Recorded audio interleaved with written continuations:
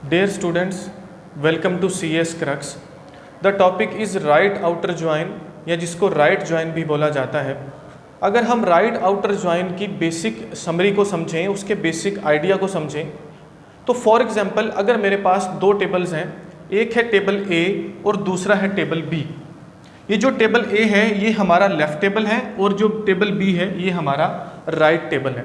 जब इन दोनों tables table A और टेबल B पर हम राइट जॉइन अप्लाई करेंगे तो हमें मिलने वाला जो रिजल्टेंट टेबल होगा उसमें राइट टेबल की सभी वैल्यूज़ हमें मिलेंगी और उसके साथ साथ टेबल A और टेबल B में मौजूद कॉमन वैल्यूज़ हमें मिलेंगी। ये बिल्कुल जो इसका आइडिया है राइट आउटर जॉइन के, वो लेफ्ट आउटर जॉइन के ऑपोजिट है।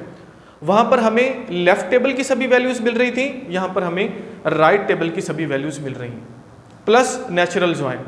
नेचुरल जॉइन क्या है? कॉमन जो हमारे पास एट्रीब्यूट्स थे वहाँ पर हम क्या करते हैं, उन वैल्यूज़ को जहाँ पर इक्वल करते हैं वो नेचुरल जॉइन में यूज़ होती हैं, जो हम प्रीवियस लेक्चर में बड़ी डिटेल के साथ पढ़ चुके हैं।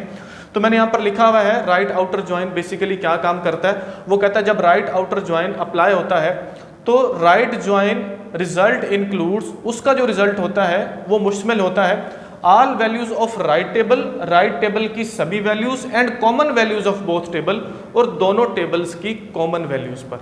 तो हम इसको विद एग्जांपल सॉल्व करते हैं। यहाँ पर दो टेबल्स मैंने लिए हुए हैं, एक है टेबल ए जो कि हमारा लेफ्ट टेबल है, उसमें दो एट्रीब्यूट्स हैं, एक आईडी और दूसरे प्रोडक्ट के नाम से। बेसिकली ये जो टेबल ए है इसके अंदर किसी भी प्रोडक्ट और उसके आईडी की इंफॉर्मेशन पड़ी हुई है। दूसरे नंबर पर टेबल है टेबल बी के नाम से, जिसमें आईडी के अगेंस्ट हमें प्राइस वाला एट्रीब्यूट मिलता है। मींस किसी भी पर्टिकुलर आईडीज जो यहाँ पर पड़ी हुई हैं प्रोडक्ट की, उनके अगेंस्ट उनकी वैल्यूज या प्राइस मेंशन्ड है। हमको इन दोनों टेबल्स पर राइट आउटर जॉइन अप्लाई करना है और ये देखना है कि हमें आउटपुट में जो रिजल्टेंट टेबल मिलता है उसमें हमें क्या वैल्यूज मिलती हैं। तो इसके लिए जो क्यूरी है, सबसे पहले हम लिखेंगे सिलेक्ट। सिलेक्ट के बाद हमको हमेशा उन एट्रीब्यूट्स के नाम लिखने होते हैं जो हमें आउटपुट में चाहिए। मैंने यहाँ पर स्टैटिक का साइन लगाया। इसका मतलब है कि दोनों टेबल्स टेबल ए और टेबल बी में मौजूद जितने भी एट्रीब्यूट्स हैं वो मुझे रिजल्टेंट टेबल में मिले। अगर आप कुछ पर्टिकुलर एट्रीब्यूट्स लेकर आना चाहते हो तो आप यहाँ पर उन एट्रीब्यूट्स के नाम लिख सकते हो, उनको कॉमा से सेपरेट करोगे। फॉर एग्जाम्पल मैं चाहता हूँ कि मुझे प्रोडक्ट और प्राइस ये दो एट्रीब्यूट्स का एक टेबल मिलना चाहिए, तो मैं सिलेक्ट के बाद प्रोडक्ट कॉमा प्राइस ये दो एट्रीब्यूट्स लिखूंगा। लेकिन इसको अच्छे से समझने के लिए मैंने यहाँ पर लिखा सिलेक्ट स्टैटिक। इट मीन्स जो रिजल्टेंट टेबल हमें मिलेगा आफ्टर अप्लाइंग राइट जॉइन वो कितने एट्रीब्यूट्स पर कंसिस्ट कर रहा होगा, वो 4 एट्रीब्यूट्स पर होगा। पहले नंबर पर, क्योंकि यहाँ पर हम बात कर रहे हैं राइट आउटर जॉइन की, तो राइट आउटर जॉइन में जो ज़्यादा हमारे पास इंपॉर्टेंट टेबल है या जो प्राइमरी टेबल है वो कौन सा है, वो ये राइट टेबल है जो कि है टेबल बी। तो हम क्या करते हैं, इसको इस साइड पर लिख लेते हैं, इससे कोई भी फर्क नहीं पड़ता।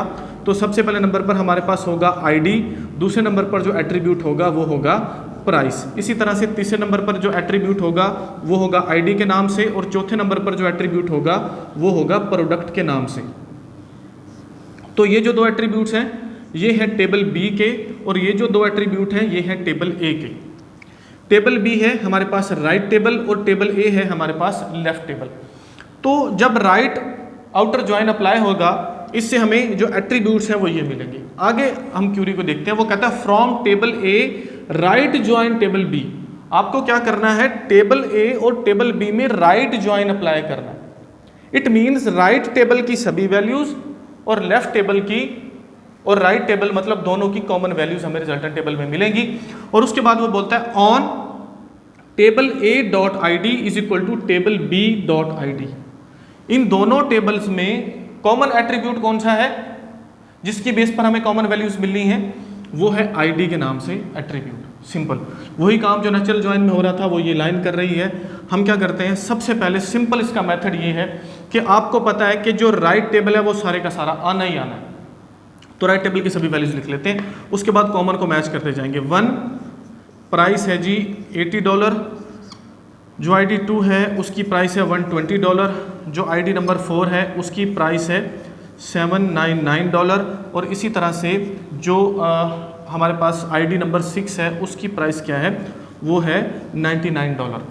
तो 1 को मैच करते हैं टेबल ए के साथ, बिल्कुल मैच हो रहा है, दोनों में कॉमन है आईडी, तो हम यहाँ पर 1 लिख लेते हैं और यहाँ पर हम लिख लेते हैं चेयर। इसी तरह से जो नंबर 2 आईडी है वो भी कॉमन है, जो कि है टेबल के लिए, तो हम यहाँ पर लिखते हैं 2 और यहाँ पर हम लिख लेते हैं टेबल। इसी तरह से जो नंबर 4 है वो हम इसको देख रहे हैं जी, नंबर 4 यहाँ पर पड़ा हुआ है, बिल्कुल पड़ा हुआ है। 3 नहीं आएगा क्योंकि ये राइट टेबल में नहीं है और ये कहीं पर कॉमन भी नहीं है, इसका कोई फ़र्क नहीं है। तो हमने क्या करना है, 4 को लेकर आना है। 4 के लिए हम यहाँ पर क्या लिखते हैं जी 4, और जो आइटम है, जो प्रोडक्ट है वो है फ़ोन के नाम से।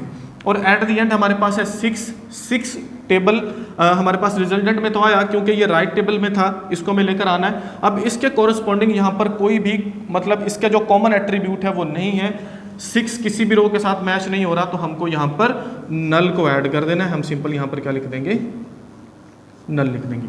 तो ये है हमारे पास resultant table after right join on these both table A और टेबल बी। सिंपल सा कॉन्सेप्ट है, होपफुली आपके लिए बहुत आसान होगा, आपको इसका जो कॉन्सेप्ट है वो समझ आया होगा, वीडियो आपके लिए हेल्पफुल होगी। वीडियो को लाइक ज़रूर कीजिएगा, चैनल को सब्सक्राइब ज़रूर कीजिएगा और दूसरों के साथ शेयर ज़रूर कीजिएगा। मिलते हैं नेक्स्ट लेक्चर में। Thank you so much.